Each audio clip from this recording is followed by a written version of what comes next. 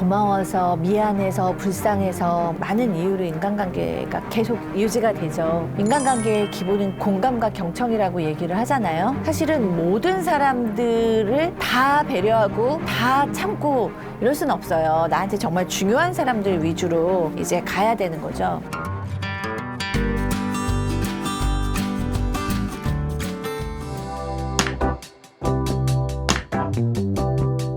그러니까 우리가 인간관계를 할 때 고마워서, 미안해서, 불쌍해서 많은 이유로 인간관계가 계속 유지가 되죠. 내가 마음에 여유가 있을 때는 좋습니다. 우리도 인간관계의 기본은 공감과 경청이라고 얘기를 하잖아요. 누군가를 배려해주고 그 사람의 말을 들어주고 그 사람의 마음을 읽어주고 이런 게 사실은 건강하고 따뜻한 인간관계의 기본인데, 사실 내가 지금 예를 들어서 은퇴나 이런 스트레스가 있고 또 나도 이제 건강이나 어떤 것들이 신경이 많이 쓰이는 나이가 이제 됐을 때는 사실은 모든 사람들을 다 배려하고 다 참고 이럴 수는 없어요. 나한테 정말 중요한 사람들 위주로 이제 가야 되는 거죠. 그래서 각자가 좋아하는 사람이 틀리겠지만 내가 그 사람을 만날 때마다 이상하게 나는 기분이 나빠진다. 뭔가 갔다 와서는 뭔가 불쾌하고 막 감정이 상하고 이런다. 이럴 때는 과감하게 그냥 멀리 두시는 게 더 좋아요. 저희가 이 세상 사는 게 얼마나 내 멘탈 붙잡고 살기도 힘들어요. 그런데 다른 사람을 만났는데 그 사람이 힘을 주는 게 아니라 도리어 내가 내 에너지를 다 이렇게 막 가져가 버리고 나를 막 지치게 한다? 그러면 그 인간관계는 무슨 의미가 있나 이런 생각이 듭니다. 그래서 그 사람이 오래된 벗이기 때문에, 우정 때문에 날 옛날에 도와줘서 고마워서 그 사람 주변에 뭐가 하나도 없어 하도 불쌍해서 뭐 갖가지 이유가 있을 수가 있는데, 그분들하고 손절하라는 얘기가 아니고요. 내가 뭐 나눠줄 게 마음의 여유도 많고 경제적 여유가 많고 막 퍼줄 게 많아서 줄 수 있다면 뭐 가장 좋겠죠. 그렇지만 그런 분들이 많지 않고, 사실 이제 저도 나이가 들어가고 있지만 저도 젊었을 때는 나이가 들면 연륜과 지혜와 여유가 자동으로 생기는 줄 알았어요. 근데 그렇지 않더라고요. 어떻게 보면 건강도 더 이제 신경을 많이 써야 되고 사회에서는 더 기회도 뺏기는 상황에서 스트레스가 더 많을 수 있어요. 그런데 나의 에너지를 너무 뺏어가는 사람들하고 굳이 책임감 이런 걸로 굳이 많이 만날 필요가 있을까라는 생각이 들어서, 지혜로운 것은 저는 사람들을 손절을 하지는 않습니다. 저 개인적으로는. 그러나 좀 거리를 확 둡니다. 그래서 내가 내 에너지를 지킬 수 있는 안에서 내 에너지를 지켜야만 내 삶을 건강하게 갈 수 있으니까 그렇게 말씀드리고 싶어요.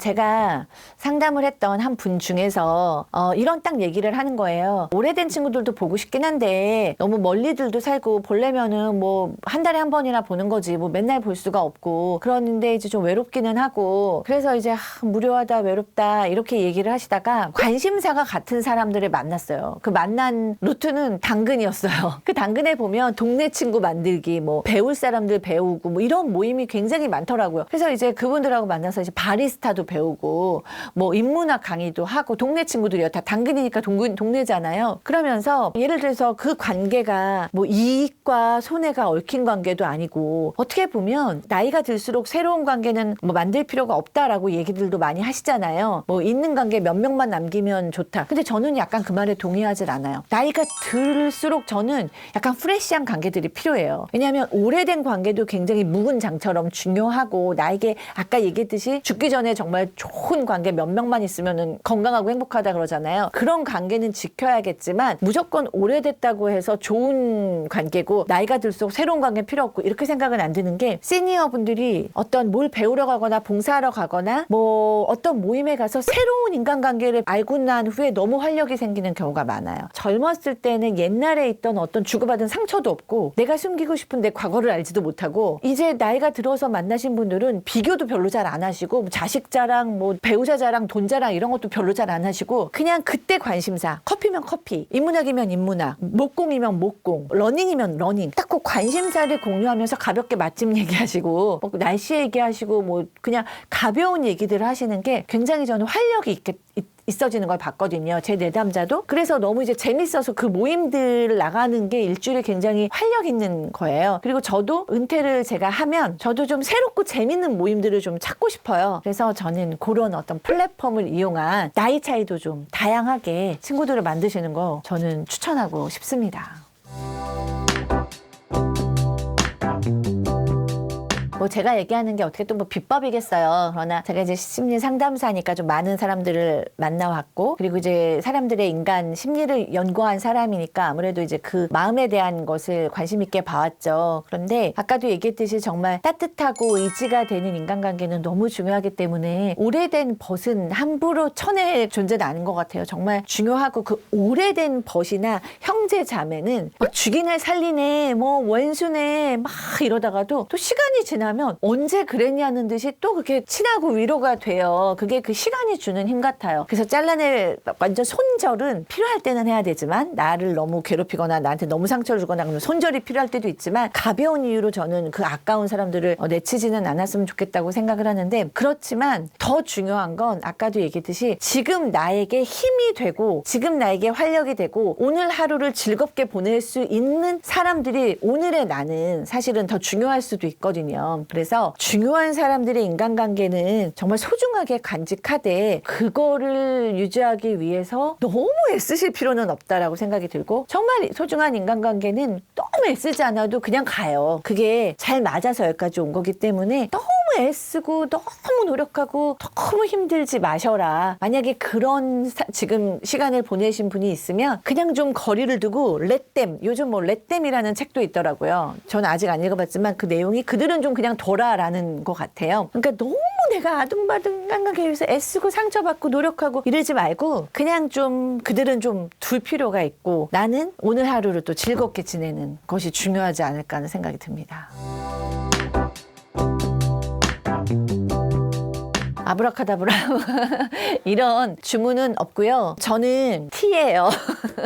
전 T라서 사실 감정보다는 이성적인 판단을 좀 더 해요. 사람들은 이제 제가 되게 감성적일 거라고 생각을 해요. 직업 때문에도 그렇겠지만. 그래서 저는 좀 생각을 해요. 이 사람과의 인간관계에서 내가 혹시 부당한가, 저 사람이 나한테 이렇게 얘기를 한 건 너무 당연하지 않은가, 그리고 갈등의 원인이 나한테 있는가 그한테 있는가를 좀 이성적으로 따져봐요. 그래서 갈등의 원인이 나다. 그러면 제가 화해를 하고 사과를 하고 더 잘하려고 하고 나도 바뀌려고 노력을 해요. 근데 갈등의 원인이 그들이다. 시간을 둡니다. 네, 시간을 두고 내가 조금 가라앉거나 그들이 좀 반성을 하거나 이렇게 하고 막 너무 애쓰지 않아요. 애쓸 필요가 없다라고 생각을 하고요. 그 다음에 이런 굳이 주문이 있다면 이런 주문은 하나 있어요. 그럴 수도 있지. 그러니까 내가 어떤 일에 있어서 너무 이제 속상하거나 서운하거나 이러면 이게 막 시간이 지나도 막 확장이 되고 막 왜곡이 되고 이제 의도도 너무 커져요. 그러면 이제 나중에는 감정만 남거든요. 그래서 이게 정말 내 잘못인가 그들의 잘못인가를 생각하고 그 다음에 이성적으로 좀 대처하는 게 저의 방식이기는 한데, 별일이 아닌데도 내가 화가 나거나 별일이 아닌데도 괜히 막 기대치가 내가 높아가지고 더 서운할 때도 있어요. 그러면 그럴 수도 있지. 그렇게 생각을 하면 그래 그 친구도 그럴 수 있지, 그래 우리 남편도 그럴 수도 있지, 그래 우리 언니도 그럴 수도 있지, 뭐 그럴 수도 있지, 나도 그럴 수도 있었는데, 이렇게 생각해보면 조금 제가 마음이 넓어지면서 그럴 수도 있으니까 좀 더 두고 보게 돼요. 그렇지만 아둥바둥 그럴 수도 있지라는 말 안에는 이해력도 있지만 뭐 어떤 거는 그냥 무시하겠다는 의미도 있거든요. 그럴 수도 있지, 뭐 그들은 그럴 수도 있지, 그냥 나는 내 길을 간다, 이런 생각을 하는 것 같습니다.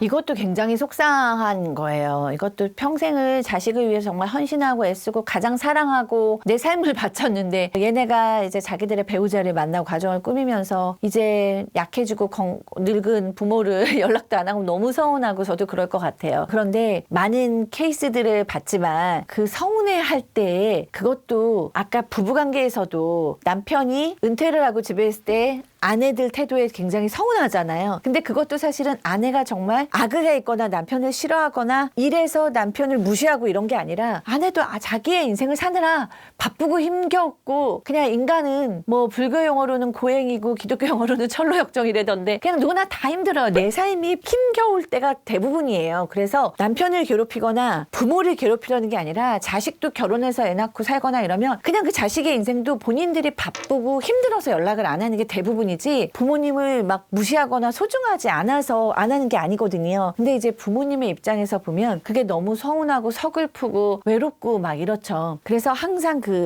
심리학을 연구하다 보면 귀결되는 게 내 자신에게 포커싱하고 내 자신을 사랑하고 내 자신을 보호하고 내 자신이 누군가한테 의존하는 것보다는 내가 나를 지켜야 되고 뭐 이런 것들이 사실은 최종 결론일 때가 너무 많아요. 그 얘기를 너무 많이 들으셔가지고 사실 누구나 다 알고 있는 얘기고 진부하죠. 그러나 그럼에도 불구하고 내가 누군가한테 의지하거나 누군가한테 기대해서 행복한 사람을 저는 본 적이 없어요. 제가 강의를 할 때도 질문을 해요. 제가 오늘 시청자 여러분께도 질문을 할 수 있는데 누군가가 내 문제를 정말 다 해결해 준 적이 있나요? 라고 손 들어보세요. 그러면 없어요. 네, 정말 한두 분 있을 때가 있지만 얘기를 들어보면 좀 갸우뚱해요. 저 결국은 그냥 인생은 사회적인 동물이라 같이 어울려서 살아야 되는 것도 진리고 사실 내가 행복하려면 내가 나를 위해서 뭘 해야 되는 것도 진리인 것 같아요. 물론 뭐 너무 가난의 큰 문제라던가 질병의 문제 이럴 때는 가족과 자식들이 좀 헌신을 해야 되죠. 근데 이제 내가 그래도 내 한 몸 건사할 수 있는 정도고 이게 그냥 서운하거나 마음이 속상하거나 이런 것이라면 그거를 좀 바꾸셔서 내가 나를 위해서 제가 예전에 제 내담자는 어렸을 때 집이 가난해서 피아노 학원을 못 갔어요. 그래서 그 후에 피아노 치는 사람들이 제일 부러운 거예요. 그래서 나이가 이제 60이 되셨는데 피아노 학원을 등록하신 거예요. 가서 띵띵띵띵띵. 근데 그 너무 행복한 거예요. 그런 분들이 많으세요. 미술을 늦게 시작하셨다는 사람들, 수묵화를 시작하셨다, 미나를 생각하셨다. 너무 늦게 재능을 발휘하시는 분들도 많아요. 내가 너무 평생을 소극적으로 살아서 난 적극적으로 한번 살아보고 싶어. 그냥 뭐 연기를 하듯이 적극적으로 살아보시는 분도 있고 어쨌든 내가 나를 보호하고 내가 나를 즐겁게 해주고 내가 내 몸에 맛있는 걸 먹이고 내가 나를 아름답게도 꾸미고 내가 나를 존중하고 부장, 상무, 사장, 뭐 교사 다 타이틀이 있으면 좋겠지만 또 그 시기가 끝난 후에도 나는 내 존재로서 사랑받을 사람이고 소중한 존재잖아요.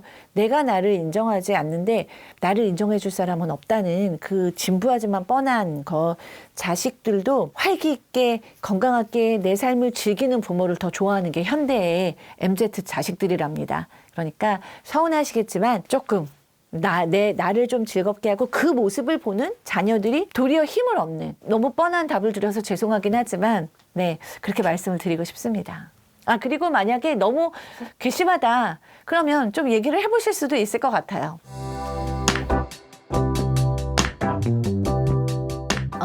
이제 뭐 저도 이제 은퇴를 향해서 가고 있고 저도 일을 참 많이 했어요. 심리 상담사로 일한 게 뭐 벌써 20년도 훌쩍 넘었으니까요. 아직은 은퇴를 정말 하신 선배님들의 마음을 제가 뭐 이론이나 임상이나 이런 것들은 해왔지만 100% 알지는 못할 수 있지만 그리고 정답도 없을 수 있겠죠. 사실 인생에 정답이 어디 있겠습니까? 하지만 제가 봤을 때는 뭐든지 미리미리 좀 준비하신 분들이 훨씬 잘하시는 건 사실인 것 같아요. 그래서 혹시 이런 방송을 지금 은퇴를 준비하시는 분이 보시면 정말 좋은 시간이 되실 것 같고 정말 아직도 오래 남은 그 노년기를 위해서 좀 준비를 하셨으면 좋겠고 그다음에 WHO에서 표방한 그 시니어 정신건강은 액티브 에이징이에요. 그러니까 나이가 들 때 우리는 호기심을 잃지 않아야 되고 배움을 잃지 않아야 되고 새로운 사람, 새로운 일들을 잃지 않아야 되는 액티브한 액티비티를 하는 것이 굉장히 중요한 것 같아요. 예전에는